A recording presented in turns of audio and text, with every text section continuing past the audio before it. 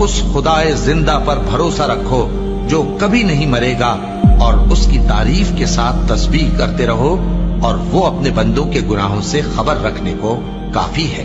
वही जिसने आसमानों और जमीन को और जो कुछ इन दोनों के दरमियान है 6 दिन में पैदा किया, फिर अर्श पर जलवा अफरोज हुआ। वो जो रहमान यानी बड़ा मेहरबान है, तो उसका हाल किसी बाखबर से दरियाफ्त कर लो। और जब इन कुफ्फार से कहा जाता है कि रहमान को सजदा करो, तो कहते हैं और रहमान क्या होता है? क्या जिसके लिए तुम हमसे कहते हो हम उसके आगे सजदा करें? और वो इस बात से और बिदकते हैं।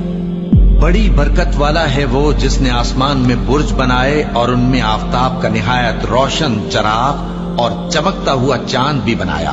और वही तो है जिसने रात और दिन को एक दूसरे के पीछे आने जाने वाला बनाया। ये बातें उस शख्स के लिए जो गौर करना चाहे या शुक्रगुजारी का इरादा करे, सोचने और समझने की हैं। और रहमान के बंदे तो वो हैं जो जमीन पर आहिस्तगी से चलते हैं, और जब जाहिल लोग उनसे जाहिलाना गुफ्तगू करते हैं तो सलाम कहते हैं। और वो जो अपने परवरदिगार के आगे सजदे करके और इज्जो अदब से खड़े रहकर रातें बसर करते हैं। और वो जो दुआ मांगते रहते हैं कि ऐ परवरदिगार, दोज़ख के अजाब को हमसे दूर रखियो कि उसका अजाब चिमटने वाला है। बेशक दोज़ख ठहरने और रहने की बहुत बुरी जगह है।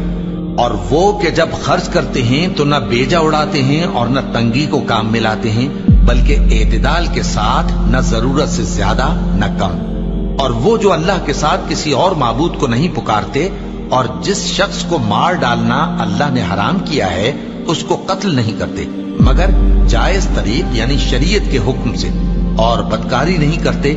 और जो ये काम करेगा सख्त गुनाह में मुब्तला होगा।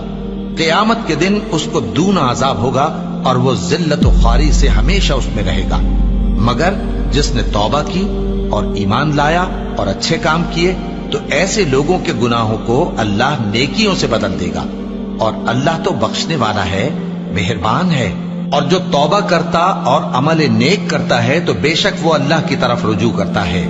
और वो जो झूठी गवाही नहीं देते, और जब उनको बेहुदा चीजों के पास से गुजरने का इत्तेफाक हो तो शरीफाना अंदाज से गुजरते हैं। और वो कि जब उनको उनके परवरदिगार की बातें समझाई जाती हैं तो उन पर अंधे और बहरे होकर नहीं गिरते, बल्कि गौर फिक्र से सुनते हैं। और वो जो दुआ मांगते हैं कि ऐ परवरदिगार, हमको हमारी बीवियों की तरफ से और औलाद की तरफ से आंखों की ठंडक अता फरमा और हमें परहेजगारों का इमाम बना।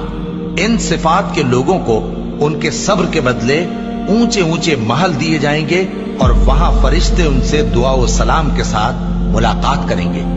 उसमें वो हमेशा रहेंगे, और वो ठहरने और रहने की बहुत ही उम्दा जगह है। कह दो कि अगर तुम अल्लाह को नहीं पुकारते तो मेरा परवरदिगार भी तुम्हारी कुछ परवाह नहीं करता। तुमने तकजीब की है, सो अब मुठभेड़ होगी।